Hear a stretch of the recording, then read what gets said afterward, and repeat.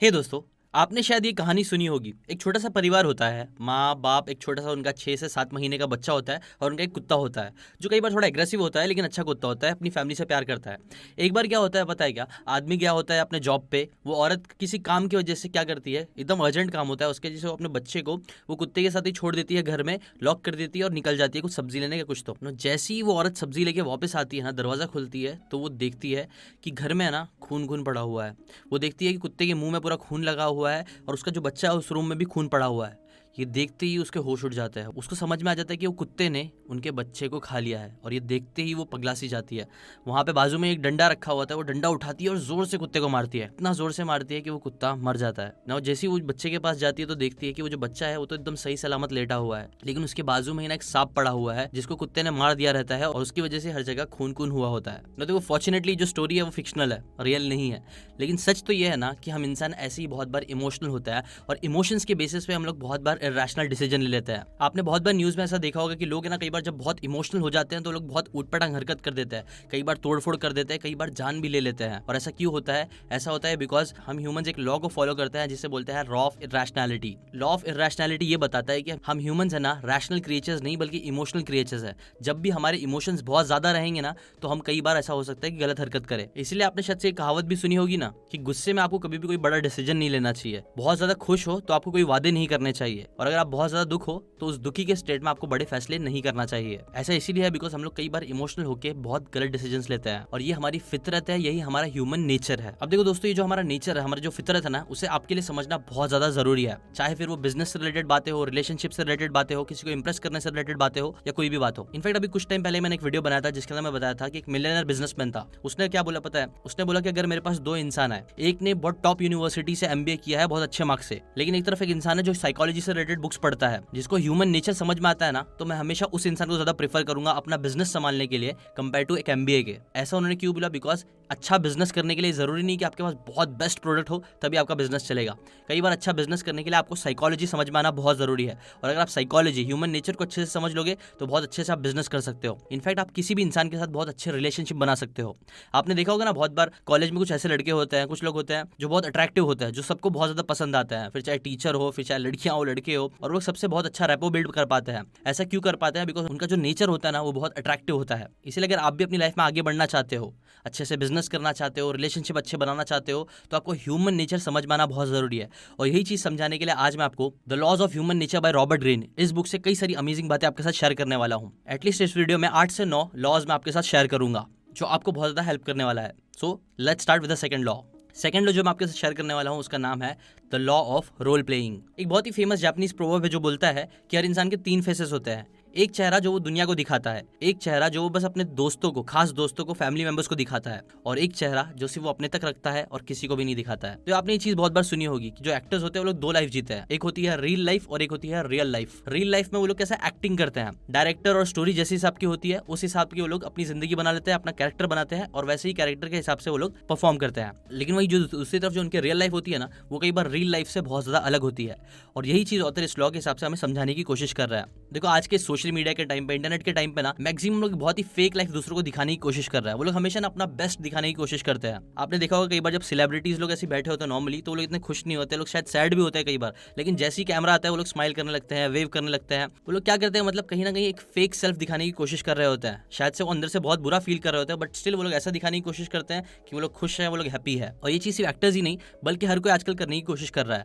आपने social media पे देखा होगा तो हर कोई आजकल क्या कर रहा है, एक फेक परफेक्ट सेल्फ दिखाने की कोशिश कर रहा है कि वो लोग कैसे हमेशा खुश रहते हैं, यहाँ वहाँ घूमने जाते हैं, ये चीज वो चीज करते हैं। लेकिन जो रियलिटी होती है वो कई बार इससे काफी अलग होती है, और ये चीज हमें हमेशा समझ में आनी चाहिए। देखो हर इंसान है ना कहीं बहुत ज्यादा ट्राई कर रहा होता है कि वो हमेशा बेस्ट पॉसिबल लाइट में दिखे, वो हम्बल दिखे, कॉन्फिडेंट दिखे, हमेशा सही चीज बोले, स्माइल करे, और ऐसे ही वो लोग हमेशा अपने आप को एक आइडियल इंसान दिखाने की कोशिश करते हैं। लेकिन सच में कई बार अंदर से क्या होता है कि सच बहुत अलग होता है। वो लोग रियलिटी में शायद इतने हम्बल नहीं होते हैं, कॉन्फिडेंट नहीं होते हैं, और ये चीज हमारे लिए समझना जरूरी है। बिकॉज तभी हम अच्छे से लोगों को समझ पाएंगे, रियलिटी रियलिटी समझ पाएंगे और लाइफ को अच्छे से खुशी से बिता पाएंगे। देखो ये चीज आप समझ के रखो, हर इंसान के कई अलग अलग चेहरे होते हैं और जो उनका असली चेहरा है वो शायद आपको कई बार ना दिखे। ये चीज समझोगे तभी आप अच्छे से लोगों से बिजनेस कर पाओगे, क्योंकि कई बार बिजनेस में भी क्या होता है, लोग ऊपर ऊपर से तो बहुत अच्छे दिख के आते हैं लेकिन अंदर की बात कुछ और ही होती है। रिलेशनशिप में भी कई बार ऊपर ऊपर से तो लोग बहुत अच्छा आपको दिखते होंगे, आपकी बहुत तारीफ करते होंगे, बड़ी बड़ी बात करते होंगे, लेकिन पीछे हो सकता है वो आपका हमेशा बुरा चाहते हैं। इसलिए आप ये लॉ को हमेशा याद रखो। याद रखो, ह्यूमंस हमेशा अपना बेस्ट दिखाने की कोशिश करता है, लेकिन हो सकता है जो वो दिखा रहा है वो सच नहीं है। नेक्स्ट लॉ है the law of compulsive behaviour. पिछले लॉ से आपको समझ में आ गया होगा कि कई बार जैसा दिखता है ना वैसा होता नहीं है, और ये चीज आपको अपनी लाइफ में समझ में आनी चाहिए। फॉर एग्जाम्पल, समझो आपको है ना किसी इंसान के साथ मिलकर काम करना है, बिजनेस के लिए या किसी चीज के लिए, बिकॉज वो इंसान ने बहुत मेहनत से इमेज बनाया होता है, लेकिन सच कई बार क्या होता है कि जैसा वो बात कर रहा होता है ना कई बार वैसा होता नहीं है। और रियलिटी में सच बोलूं तो ऐसी चीज मैंने भी बहुत बार एक्सपीरियंस किया।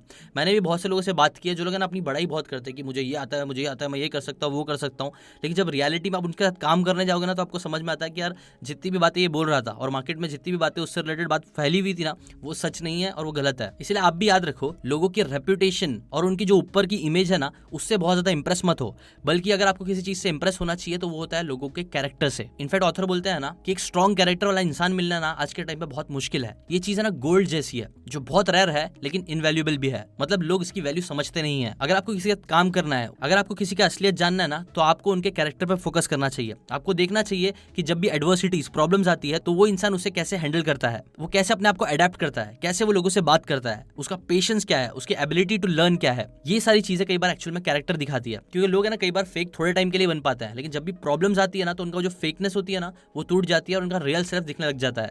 इसलिए लोगों को ना आप उनके कैरेक्टर से जज करो, प्लस उनके कंपल्सिव बिहेवियर से भी। देखो कई बार है ना लोगों का ना ऐसा कंपल्सिव बिहेवियर होता है जो लोग कुछ टाइम तक तो फेक कर लेते हैं ऊपर ऊपर से, लेकिन जैसे ही आप डीप जाना स्टार्ट करते हो, उनको कैरेक्टर समझना स्टार्ट करते हो ना तो वो फेकनेस गायब हो जाती है और फिर रियलिटी समझ में आती है। और कैरेक्टर समझने के लिए आपको कैसे लोगों से दूर होना चाहिए, आपको हाइपर परफेक्शनिस्ट लोगों से दूर होना चाहिए, जो लोग हर काम बहुत ही ज्यादा परफेक्शन के साथ करने की कोशिश करते हैं। एक होते हैं रिबी, ऐसे लोग जिनके अंदर बहुत ज्यादा बचपना होता है। एक होते हैं पर्सनलाइजर्स, जो हर चीजों को पर्सनली लेते हैं और दूसरों की हर छोटी छोटी बात पे बुरा मान जाते हैं और फिर गिल्टी फील करवाते हैं। फिर होते हैं ड्रामा करने वाले, जो हर छोटी बड़ी बात पर ड्रामा करने लगते हैं और अपने ऊपर अटेंशन लेके जाने लगते हैं। ऐसे टाइप के जो भी कैरेक्टर वाले लोग होते हैं ना उनसे आपको दूर रहने की कोशिश करना चाहिए। देखो कैरेक्टर है ना बहुत ही ज्यादा इंपॉर्टेंट चीज होती है। अगर आपको अच्छे कैरेक्टर के लोग मिलते हैं ना तो आपको उनको हमेशा अपने साथ रखना चाहिए। प्लस ये बहुत जरूरी है कि आपका खुद का कैरेक्टर स्ट्रांग हो। नो कैरेक्टर आप कैसे बिल्ड कर सकते हो एग्जैक्टली, वेल एक बहुत ही अच्छी बुक है 7 habits of highly effective people.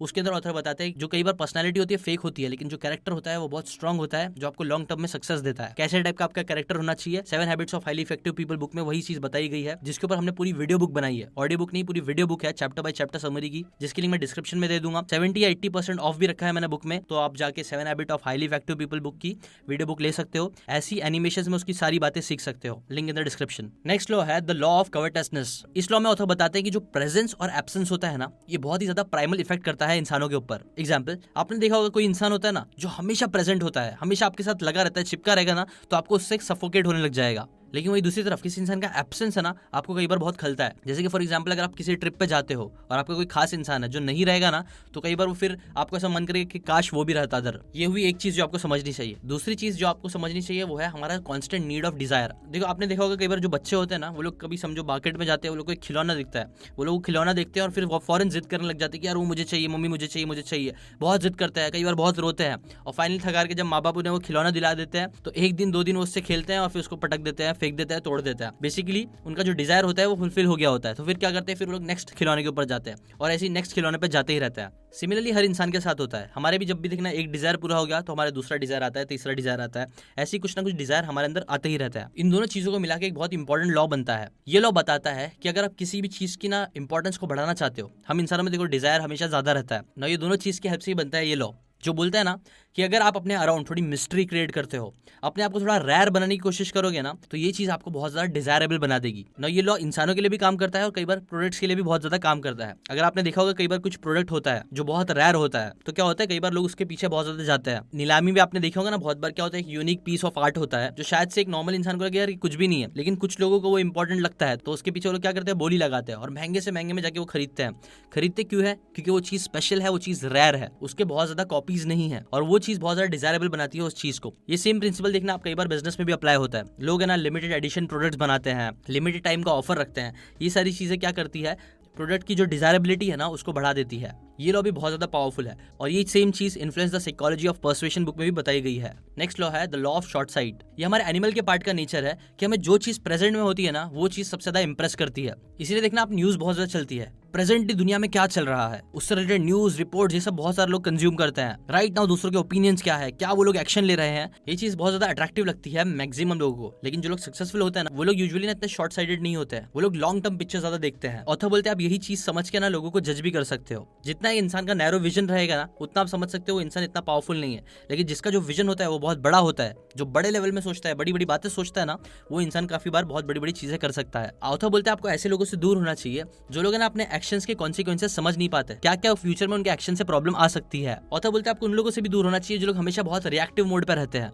जो लोग हमेशा आपसे लड़ने के लिए रेडी रहेंगे। ऑथर बोलते हैं आपको उन लोगों से दूर होना चाहिए जो लोग बहुत शॉर्ट टर्म सोचते हैं। इससे रिलेटेड बहुत अच्छा एग्जांपल भी है जो मुझे याद आया। एक बार एक आदमी एक बिलियनर के पास जाता है और पूछता है कि आपकी सबसे वो कौन सी इंपॉर्टेंट चीज है जो एक बिलियनर को आम आदमी लोगों से अलग बनाती है। तो एग्जांपल देता है कि वो बोलते हैं कि अगर एक एवरेज इंसान को मैं एक बंजर जमीन के पास लेके जाऊं, वहां पे खड़ा करूं और पूछूं कि यहाँ पे क्या दिख रहा है, तो एवरेज इंसान लोग बोलेंगे यहाँ पे एक बंजर जमीन है। बट वही बोलते हैं कि आम इंसान के बजाय एक बिलियनर को लेके जाऊंगा ना तो वो बता देगा कि यहाँ पे ना मुझे आने वाले टाइम पे एक वाटर पार्क दिख रहा है या फिर मुझे एक अम्यूजमेंट पार्क या फिर एक मॉल दिख रहा है। कहने वाली बात ये है ना, नॉर्मल लोग होते हैं ना वो लोग सिर्फ प्रेजेंट में जीते हैं और प्रेजेंट के हिसाब से वो लोग देखते हैं चीजों को। लेकिन जो बिलियनर्स होते हैं, जो लोग बड़ा करते हैं ना, वो लोग फ्यूचर देख पाते हैं, वो लोग फ्यूचर सोचते हैं और उस हिसाब से फिर वो लोग अपने प्रेजेंट पे काम करके वो फ्यूचर बनाते हैं। ऐसे अगर आपको लाइफ में आगे बढ़ना है तो आप ऐसे लोगों के साथ ज्यादा रहो जो लोग विजनरी होते हैं, जो लोग फ्यूचर देखते हैं, और जो सिर्फ हमेशा शॉर्ट साइडेड होते हैं उनके साथ आपको नहीं रहना चाहिए ज्यादा। नेक्स्ट लॉ है द लॉ ऑफ डिफेंसिवनेस। देखो मैक्सिमम लोगों के लिए जो जिंदगी होती है ना वो काफी हार्श होती है, कठोर होती है। इसीलिए लोग ज्यादातर क्या करते हैं, उस कठोर जिंदगी से लड़ने के लिए कम्पिटिटिव बनते हैं। उनका नेचर बन जाता है हमेशा अपने बारे में सोचना, लड़ना और अपनी बातों को हमेशा आगे लेके जाना और अपने फायदे की चीजें करना हमेशा। इसे जब भी कोई दूसरा उन्हें पर्सुएड करने की कोशिश करता है, उन्हें कुछ चीजें बोलने की कोशिश करता है तो लोग डिफेंसिव और रेजिस्टेंट हो जाता है। और ये भी एक ह्यूमन नेचर है। मैक्सिमम लोगों से देखना आप बात करोगे तो लोग हमेशा डिफेंसिव हो जाएंगे। और ये चीज से लड़ने के लिए आपको क्या करना चाहिए? Well, how to win friends and influence people book में बताया गया है। वेल, अगर आपको शहद के छत्ते में से शहद चाहिए ना तो आपको उसको लात नहीं मारना चाहिए, बल्कि उसको आराम से आपको हाथ डाल के शहद निकालना चाहिए। मतलब अगर आपको किसी से कोई चीज करवानी है, कुछ करना है ना, तो वो चीज आपको एग्रेसिवली नहीं करना चाहिए, जबरदस्ती नहीं करना चाहिए, बल्कि आपको ऐसे प्यार से करना चाहिए कि सामने वाले इंसान को लगे कि वो उसका ही आइडिया है। ऑथर इस लॉ में बताते हैं कि आपको ना दूसरे लोगों को कभी भी अटैक नहीं करना चाहिए उनके बिलीव्स के लिए, उन्हें इनसिक्योर फील नहीं कराना चाहिए, उनके इंटेलिजेंस को या गुडनेस को ना चैलेंज नहीं करना चाहिए। इनफैक्ट अगर आपको उनसे कुछ काम कराना है तो आपको उनके अच्छाइयों पे फोकस करना चाहिए और उनके अच्छाइयों से रिलेटेड बातें करना चाहिए। जैसे कि फॉर एग्जांपल अगर आप चाहते हो कोई इंसान चैरिटी दे तो आपको ना याद दिलाना चाहिए कि कैसे उस इंसान ने शायद बहुत पहले ही सही लेकिन थोड़ा चैरिटी दिया था और वो कैसे इतना अच्छा इंसान है और हमेशा चैरिटी देता है। जब भी आप दूसरों को नोबल और अल्ट्रुइस्टिक फील कराओगे ना तो ये चीज उन्हें थोड़ा सेफ फील कराएगी, उनके डिफेंसेस को लोअर करेगी और बहुत ज्यादा चांस हो जाएंगे कि शायद वो आपकी बात माने भी। नेक्स्ट लॉ है the law of self sabotage. मैंने कहीं तो पढ़ा था ना ये चीज कि हर इंसान है ना एक चश्मा पहन के दुनिया को देख रहा है। जिसने जैसा चश्मा पहना है वैसे उसको दुनिया दिखेगी। अगर एक इंसान है जिसने नेगेटिविटी का चश्मा पहना है, जो बहुत ज्यादा फियरफुल, हमेशा डर में जीता है ना, तो उसको हमेशा ना लोगों से डर लगता रहेगा। तो हमेशा ना लोगों के अंदर की नेगेटिविटी को देखेगा, क्योंकि वो हमेशा नेगेटिव चीजों पे फोकस करेगा डर के। वो हर अच्छी से अच्छी सिचुएशन में भी बुराइयां निकाल लेगा। वो हर चीज के लिए दूसरों को ब्लेम करेगा, ना कि कभी रिस्पॉन्सिबिलिटी लेगा। और ये चीज उसका एटीट्यूड बन जाएगा। ऑथर बोलते हैं देखो जब भी हम ऐसा करके देखते हैं ना, अपना एटीट्यूड फियरफुल और डर का नेगेटिव बना के देखेंगे ना, तो क्या होगा पता है, हम ना दूसरों को नेगेटिव देखते देखते हम खुद भी नेगेटिव बनने लग जाएंगे और फिर दूसरे ही हमें उस हिसाब से देखने लग जाएंगे। जैसे कि फॉर एग्जांपल आप समझ रहे हो कि सामने वाला बहुत गुस्से वाला है, लेकिन नहीं, कहीं ना कहीं आप गुस्से वाले बनने लग जाओगे और फिर सामने वाले को भी आप गुस्से वाले दिखोगे। इसलिए जरूरी है कि आप पॉजिटिव एटीट्यूड के साथ रहो। आपको हमेशा मोर पॉजिटिव रह के देखना है, ओपन रह के देखना है। आपको टॉलरेंट होना चाहिए दूसरों के लिए। जितना आप रिस्पेक्ट दोगे सामने वाला उतना आपको रिस्पेक्ट देगा। वहीं जितना आप डिफेंसिव रह के लोगों के साथ बात करोगे उतना सामने वाला भी डिफेंसिव होगा और सामने वाले का भी बुरा साइड आपको देखने मिलेगा। नेक्स्ट लॉ है द लॉ ऑफ नार्सिसिज्म। देखो दो तरीके के लोग होते हैं। एक होते हैं जिनको लोग बहुत ज्यादा पसंद करते हैं और दूसरे ऐसे लोग होते हैं ना जिनसे लोग बहुत ज्यादा नफरत करते हैं। यूजुअली देखना क्या होता है पता है, जो लोग को लोग बहुत ज्यादा पसंद करते हैं वो ऐसे लोग होते हैं जो लोग अपने ऊपर कम फोकस करते हैं और दूसरों के बारे में ज्यादा सोचते हैं। जैसे कि फॉर एग्जांपल कॉलेज में एक लड़का था, वो हमेशा जब भी आता था ना तो हमेशा अपनी बड़ाई करता था कि मैंने ये किया, मैंने वो किया, मैं ऐसा हूँ वैसा हूँ, मेरे घर वाले ये है वो है।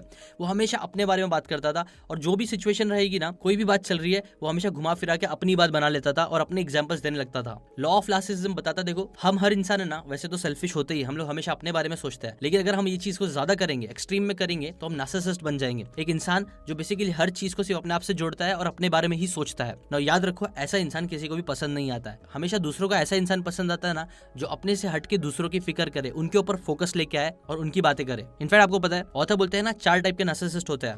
पहले होता है कंप्लीट कंट्रोल नार्सिसिस्ट।